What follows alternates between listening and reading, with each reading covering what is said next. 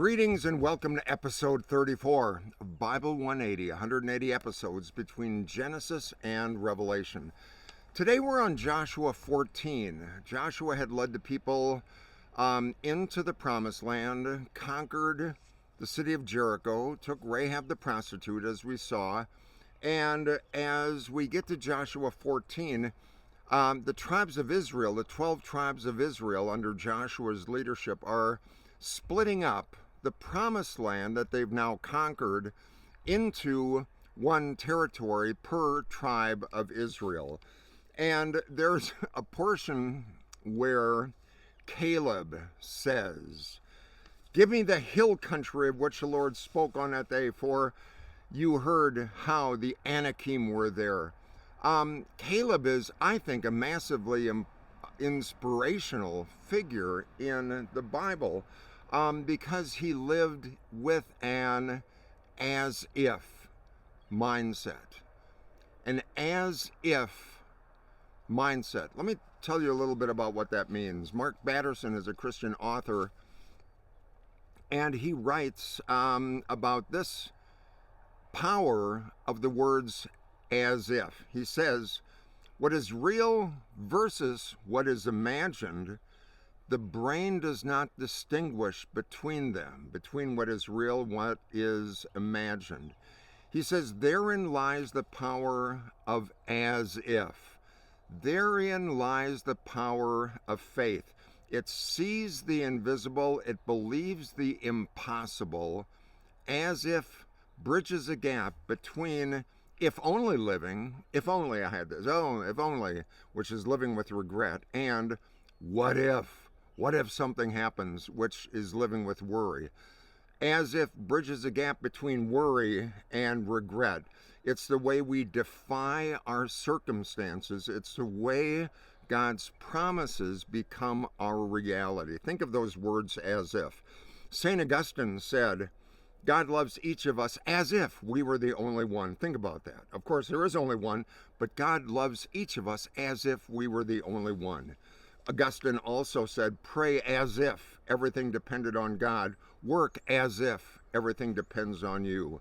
Mahatma Gandhi said, live as if you were to die tomorrow. Learn as if you were to live forever. Albert Einstein said there's only two ways to live your life. One is as if nothing is a miracle. The second is as if everything is. As if, the words as if, we're getting to Caleb, is like the seed of an acorn which has the potential of becoming a massive oak tree. As if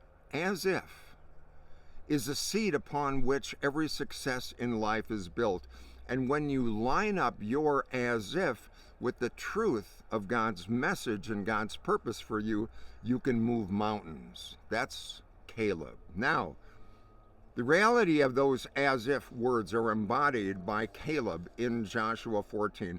Remember, more than 40 years before our lesson, remember how Moses sent spies into the promised land to see if it was going to be a good place.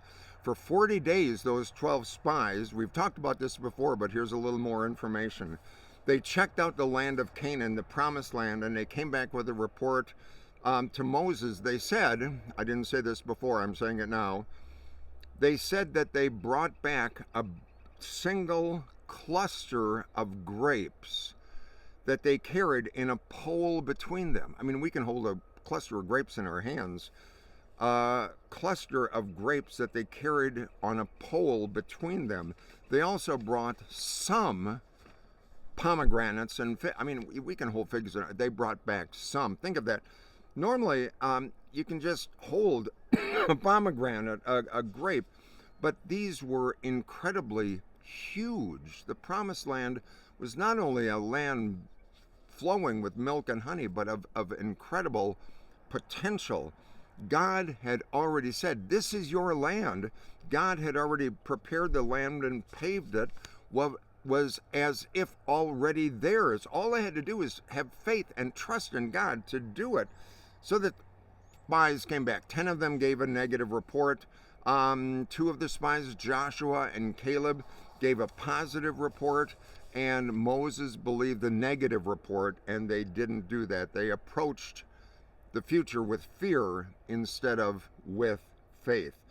So Joshua and Caleb were two of the 12 spies that had a completely different perspective, a different spirit. Joshua and Caleb wanted to move forward with possessing the promised land, and they disagreed with the negative Nellies that gave the 10 negative reports. Now, remember, Joshua and Caleb ended up being the only two people who survived after getting through the Red Sea and the 40 years of wilderness wanderings. Only Joshua and Caleb survived. All of the other people who went through the Red Sea with Moses, the parting of the Red Sea and the wilderness wanderings, all of the adults died. Joshua and Caleb were the only two who survived the wilderness wanderings and the crossing the Red Sea. So God wanted to start anew with Joshua and Caleb, who looked upon themselves not as grasshoppers, which is what the 10 spies said, but instead people who were going to win God's battle. As if God is for us, who can be against us? As if God is for us, game over. As if when God is for us, we've already won the battle. Caleb in Joshua, in the book of Joshua, had a different perspective. In fact, 6 times in the story of Caleb, it said that he had a different spirit and followed God wholeheartedly. When the 10 negative spies saw giants, Caleb saw God. When the 10 negative spies saw cities walled up against them, Caleb saw cities reduced to rubble. When the 10 spies saw a dreadful enemy, Caleb saw a defeated enemy. When the 10 negative spies saw foes, Caleb saw faith and the potential of God. So in our lesson for today from Joshua 14, the people of Israel were inhabiting the promised land. Now they were splitting it up into different territories according to the 12 tribes of Israel. It's been 40 plus years, since the negative complaining of the grasshopper report from the 10 negative Nelly spies. 40 years of wandering aimlessly in the wilderness. Let me read from Joshua 14. Here's what Caleb said. He says, "But my companions, the spies who gave the negative report, who made up with me the heart, who went up with me and made the heart of the people fail, yet I wholeheartedly followed the Lord my God. And Moses swore on that day, surely the land on which your foot has trodden will be an inheritance for you and your children forever, because you have wholeheartedly followed the Lord your God." Caleb goes on, "And now, as you see, the Lord has kept me alive, as he said, these 45 years since the Lord spoke to Moses while Israel was journeying through the wilderness. And here I am today," Caleb says in Joshua 14, 85 years old. Caleb is 85 years old. He says this, "I am as strong today as I was on the day Moses sent me. My strength is now as my strength then, for war, for going out and coming." So Caleb says, "So give me this hill country of which the Lord spoke on that day, for you heard on that day that the Anakim were there with fortified cities. It may be that the Lord is with me, and I shall drive them out, as the Lord said." So here's Caleb, 85 years old, saying, "I am strong today as if I were 40 years younger. My strength is now as if it was then." He says, "So now give me the hill country of which the Lord spoke on that day, for you heard on that day that the Anakim were there with great fortified cities. It may be the Lord will be with me, and I will drive them out, as the Lord said."